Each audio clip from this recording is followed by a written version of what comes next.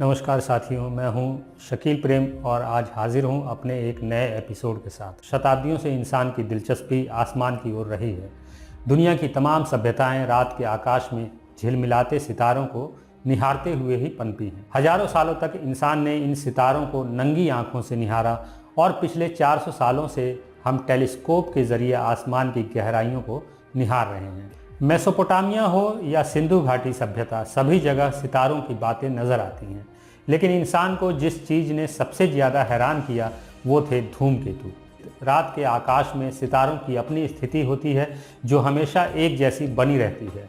हजारों साल तक इंसान इन सितारों की स्थितियों पर गौर करता रहा और उसने अपनी सुविधा अनुसार रात के आकाश को कई नक्षत्रों में विभाजित किया। इन सितारों से अलग आसमान में कुछ और भी चमकते हुए तत्व नजर आते हैं जिनकी स्थितियों में थोड़ा बहुत बदलाव होता रहता है। ऐसे चमकते पिंडों को ग्रह के रूप में मान्यता मिली, लेकिन समय समय पर आसमान में कुछ ऐसे अजीबोगरीब सितारे भी नजर आते हैं जिनकी पूंछ होती है और ये चमकते हुए बिंदु कुछ दिनों या महीनों तक दिखाई देने के बाद गायब हो जाते हैं और इनमें से ज़्यादातर फिर कभी नज़र नहीं आते। इंसानियत की तारीख से बहुत पहले से ये उल्कापिंड, कॉमेट या धूमकेतु आकाश में अपने तयशुदा रास्तों पर चलते आ रहे हैं और जब इंसानी सभ्यताओं ने दुनिया के अलग अलग इलाकों में पनपना शुरू किया तभी से ये पुच्छल तारे इंसान को हैरान करते आ रहे हैं। गुफाओं में रहने वाले इंसानों ने भी इन्हें देखा, बादशाहों ने भी इन पर बात की और शायरों ने भी इन धूमकेतुओं पर अपनी स्याही खर्च की। ये इंसानी प्रवृत्ति रही है कि इंसान जिन बातों को नहीं समझ पाता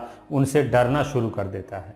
लगभग सभी सभ्यताओं में आसमान के ऐसे पदार्थों को अपशकुन के रूप में देखा जाता रहा। इस्लाम में इसे फरिश्ते की शरारत के तौर पर देखा गया। कुरान की सूरह जिन की 9वीं आयत में अल्लाह का दावा है कि कोई फरिश्ता अगर घात लगाकर अल्लाह की गुप्त बातों को सुनने की कोशिश करता है तो उसके पीछे धूमकेतु लग जाते हैं जो उस फरिश्ते का पीछा करते हैं। इस आयत से मालूम होता है कि इस्लाम का अल्लाह उतना ही समझ रखता था जितना कि इस्लाम के पैगंबर हज़रत मोहम्मद साहब जानते थे, या हज़रत साहब खुद के सीमित नॉलेज को अरब के जाहिल लोगों पर अल्लाह के नाम से थोप रहे थे। धूमकेतुओं के मामले में अल्लाह से ज़्यादा समझ तो महान विद्वान अरस्तु रखते थे जो हज़रत मोहम्मद से भी 1000 साल पहले जन्मे थे। अरस्तु ने अपनी किताब मीटियोलॉजी में धूमकेतु के बारे में लिखा है।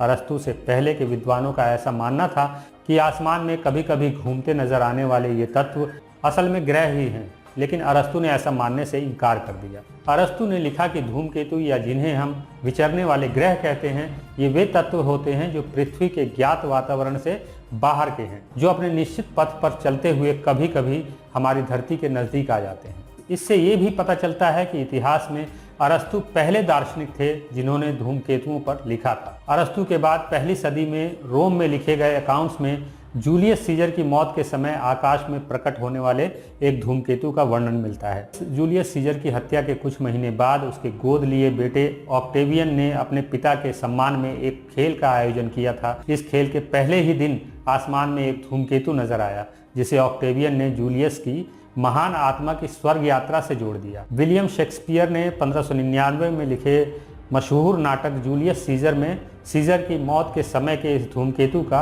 कुछ इस तरह चित्रण किया है। जब कोई गरीब मरता है तब आसमान में कोई धूमकेतु नजर नहीं आता, लेकिन जब कोई बादशाह मरता है तब आसमान में उसकी निशानी साफ नजर आती। सन 1577 में भी एक विशाल धूमकेतु दुनिया के कई हिस्सों में दिखाई दिया। भारत में उस वक्त मुगल बादशाह अकबर की हुकूमत थी। ये उल्कापिंड उस वक्त नजर आया जब अकबर राजस्थान से पंजाब की ओर निकला था।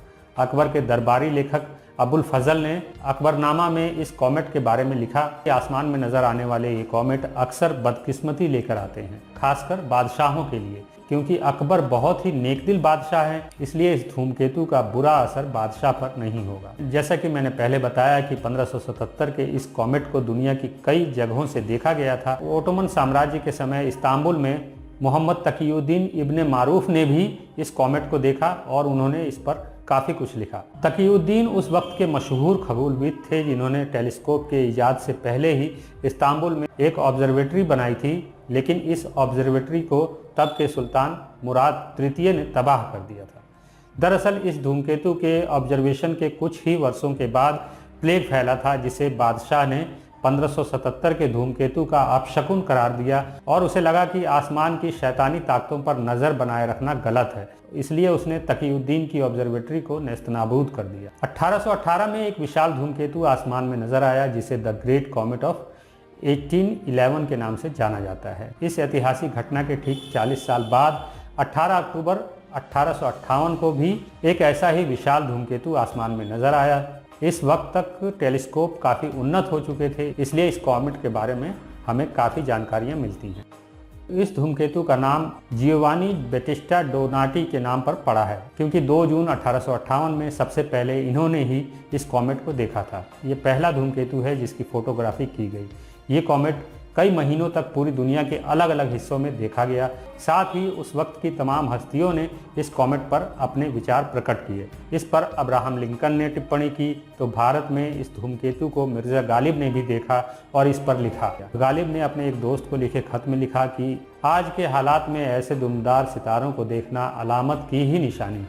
अब आखिर में बात ओमुआमुआ नाम के इस धूमकेतु का कर लेते हैं। ये पहला ऐसा ऑब्जेक्ट है जो हमारे सौर मंडल का नहीं है, बल्कि दूर किसी और तारामंडल से हमारे सौर मंडल में आया और हमारे सूरज का चक्कर लगाकर चला गया।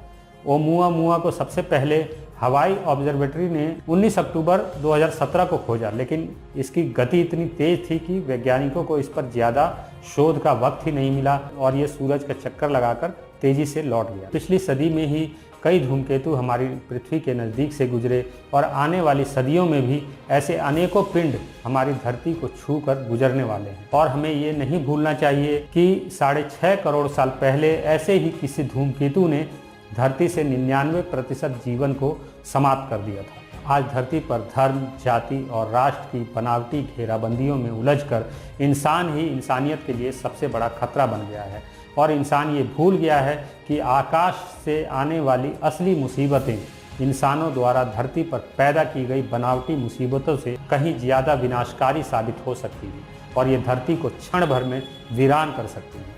तब न इंसान रहेगा और न ही उसकी बनाई फिजूल की सरहदें। इसलिए अभी भी वक्त है कि हम झूठी कहानियों की खातिर इंसानियत को तबाह करने की मानसिकता से ऊपर उठकर आकाश से आने वाली मुसीबतों से निपटने की सोचें।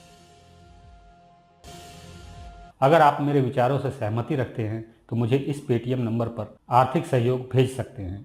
मुझे आपके सपोर्ट की ज़रूरत है। इंसानियत जिंदाबाद।